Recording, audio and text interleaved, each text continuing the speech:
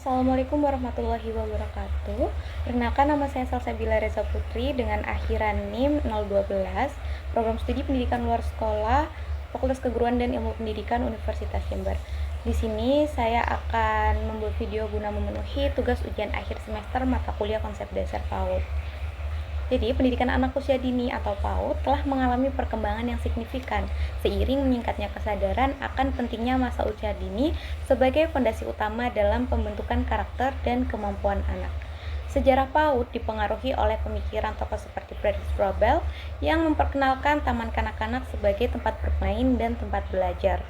Kemudian ada Maria Montessori yang menekankan pembelajaran mandiri dan terstruktur sesuai tahap perkembangan anak, serta Piaget yang memandang bahwa anak sebagai pembelajar aktif. Pemikiran tokoh-tokoh ini turut melandasi lahirnya berbagai model layanan PAUD seperti taman kanak-kanak, kelompok bermain, taman penitipan anak, dan satuan PAUD sejenis yang disesuaikan dengan usia, kebutuhan, dan karakteristik anak. Dalam pelaksanaannya, seluruh model ini mengacu pada prinsip pembelajaran PAUD seperti pembelajaran yang berpusat pada anak, belajar melalui bermain, terpadu, menyenangkan, serta memperhatikan keberagaman dan tahapan perkembangan. Prinsip dan layanan PAUD ini kemudian diperkuat dalam pendekatan PAUD holistik integratif atau yang biasa dikenal dengan PAUD HI, yang mana mengintegrasikan layanan pendidikan, kesehatan, gizi, perlindungan, dan kesejahteraan anak secara menyeluruh dan berkesinambungan.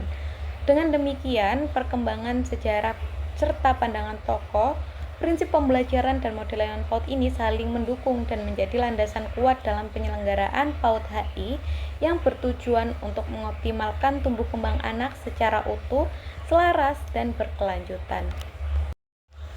PAUD HI atau yang biasa dikenal dengan PAUD holistik integratif bukanlah sesuatu yang baru, melainkan merupakan program penguatan layanan bagi anak usia dini yang dilakukan secara menyeluruh dan terpadu.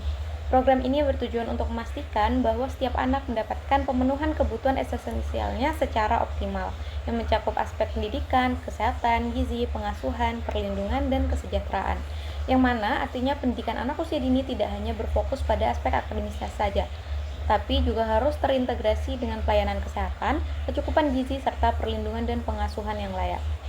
Namun demikian, masih banyak terjadi kesalahpahaman di lapangan. Tidak sedikit pihak yang mengira bahwa PAUD HI adalah lembaga tersendiri atau bahkan menganggap program ini hanya menjadi tanggung jawab Dinas Pendidikan.